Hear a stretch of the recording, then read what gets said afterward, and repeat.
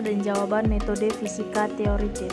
Dipresentasikan oleh Aisyah Fajar dengan NIM 200801054. Dosen pembimbing Dr. Muhammad Sontang Sihotang, SSI MSI. Mata kuliah Metode Fisika Teoritis. Program Studi S1 Fisika Fakultas Matematika dan Ilmu Pengetahuan Alam Universitas Sumatera Utara 2022. Soal yang pertama, pilihan berganda A, B, C, D. 1. Berikut ini pernyataan yang benar mengenai teori relativitas umum Einstein, kecuali A. Ruang angkasa terbuat dari anyaman medan, ruang, dan waktu. B. Sesuatu yang tidak memiliki massa, diam, tidak terpengaruhi oleh gravitasi. C. Gravitasi merupakan kelengkungan ruang waktu sebagai akibat keberadaan massa. D. Alam semesta terdiri atas 4 dimensi yang saling terkait. E. Kerangka acuan dapat mengalami percepatan gravitasi. Diketahui A. Ruang angkasa terbuat dari anyaman medan, ruang, dan waktu. B. Sesuatu yang tidak memiliki massa, diam, tidak terpengaruhi oleh gravitasi. C. Gravitasi merupakan kelengkungan ruang waktu sebagai akibat keberadaan massa. D. Alam semesta terdiri atas 4 dimensi yang saling terkait. E. Kerangka acuan dapat mengalami percepatan gravitasi. Ditanya, pernyataan yang benar mengenai teori relativitas umum Einstein kecuali. Penyelesaian. Menurut Einstein, ruang waktu tidak dapat dipisahkan.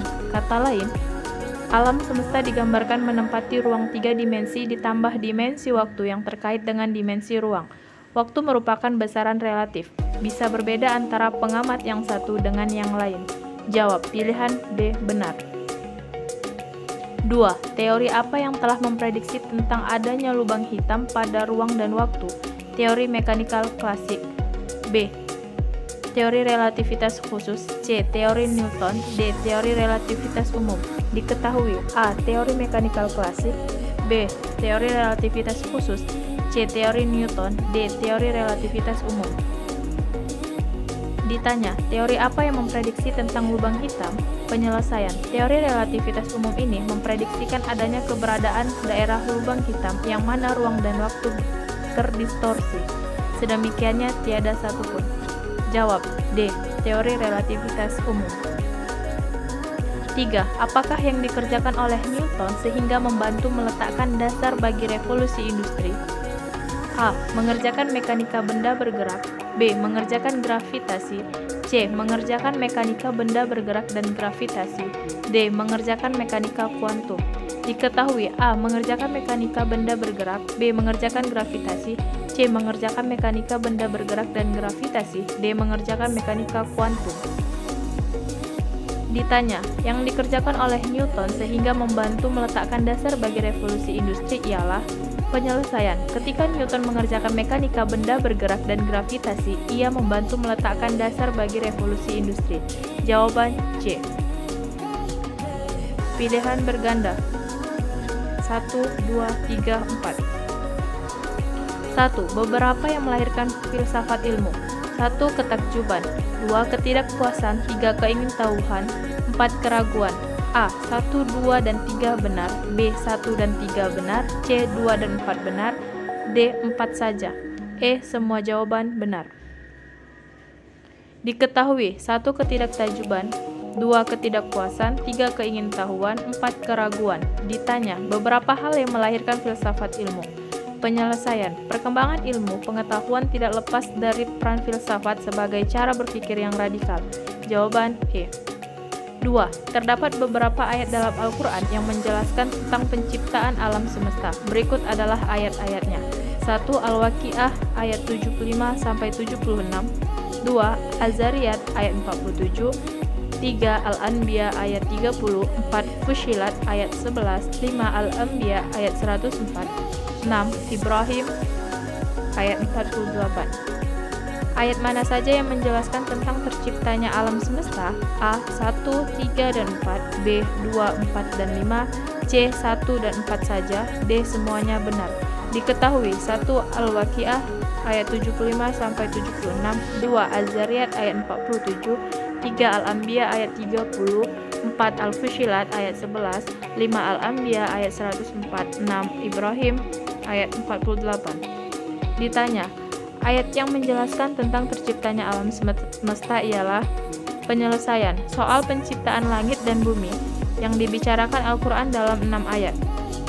Ayat-ayat itu menceritakan proses penciptaannya, penghancuran, dan pengembalian ke bentuk semula secara sempurna, indah, teliti, dan mengagumkan. Ayat-ayat itu antara lain: soal yang ketiga tentang true false. 1. John Dalton adalah asisten Newton yang membenarkan adanya unsur kebenaran dari cerita Newton dan pohon apel dalam penemuan gravitasi. Benar atau salah? Diketahui, John Dalton adalah asisten Newton yang membenarkan adanya unsur kebenaran dari cerita Newton dan pohon apel dalam penemuan gravitasi. Ditanya, benar atau salah? Penyelesaian, orang yang membenarkan kisah Newton yang merenung di bawah pohon apel adalah asistennya saat itu yang bernama John Conduit. Lewat catatannya membenarkan peristiwa tersebut memang benar terjadi. Sedangkan John Dalton adalah seorang ilmuwan yang terkenal karena memperkenalkan teori atom ke dalam kimia, sehingga tidak ada sangkut pautnya dengan kisah Newton. Jawaban salah.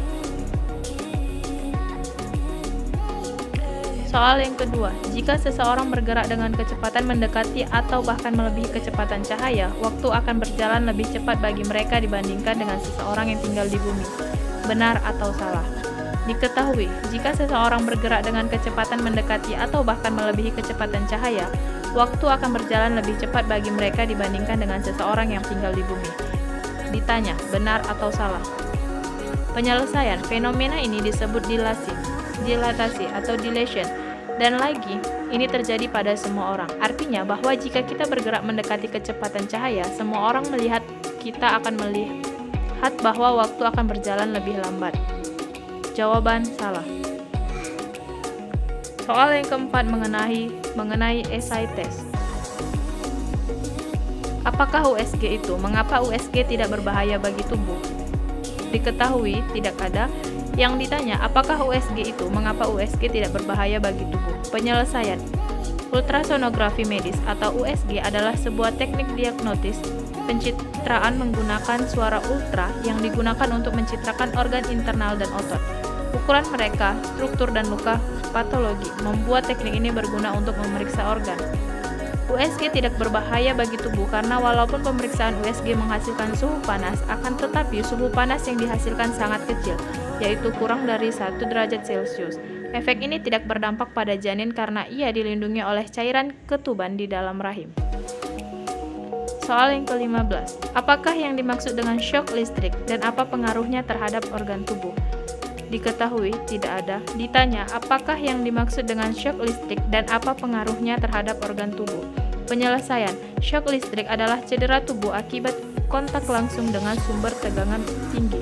Pengaruhnya terhadap organ tubuh ialah tubuh penderita akan mengalami ventricular fibrillation atau fibrilasi ventrikel yang kemudian diikuti dengan kematian. Soal yang ke-16, gelombang bunyi dibedakan ketiga berdasarkan frekuensinya, yaitu diketahui gelombang bunyi dibedakan menjadi 3 berdasarkan frekuensinya. Ditanya, sebutkan 3 gelombang bunyi berdasarkan frekuensinya. Penyelesaian, berdasarkan frekuensinya, gelombang bunyi meliputi infrasonik, audiosonik, dan ultrasonik.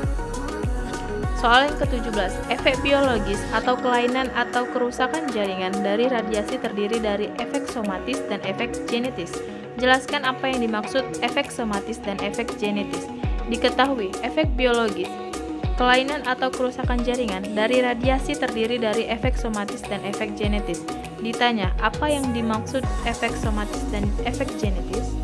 Penyelesaian, efek somatik adalah efek radiasi yang dirasakan oleh individu yang terpapar radiasi. Efek genetik atau efek pewarisan adalah efek yang dirasakan oleh keturunan dari individu yang terkena paparan radiasi. Soal yang ke-18, jenis radiasi dibedakan menjadi 2, yaitu yang dapat menimbulkan ionisasi dan yang tidak dapat menimbulkan ionisasi.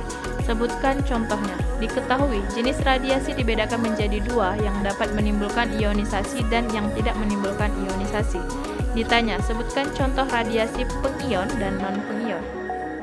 Penyelesaian. Contoh radiasi pengion antara lain sinar X, sinar gamma, partikel alfa, partikel beta, dan neutron.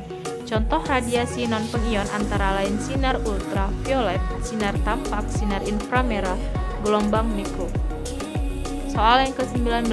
Darah yang dipompa jantung dan mengalir melalui pembuluh aorta dengan R aorta 0,012 m memiliki kelajuan sekitar 0,3 m per s. Hitunglah kelajuan aliran darah dan pembuluh arteri. R arteri sama dengan 0,005 diketahui. R aorta sama dengan 0,012 m V atau kelajuan diketahui 0,3 m per s. Ditanya, jika R arteri sama dengan 0,005, hitunglah kelajuan aliran darah. Penyelesaian. A1 dikali dengan V1 sama dengan A2 dikali V2. R kuadrat 1 dikali V1 sama dengan R kuadrat 2 dikali dengan V2. 0,012 dikuadratkan dikali 0,3 m per s menghasilkan 0,0005 m kuadrat dikali V2. V2 sama dengan 1,728 m per s. Soal ke-20.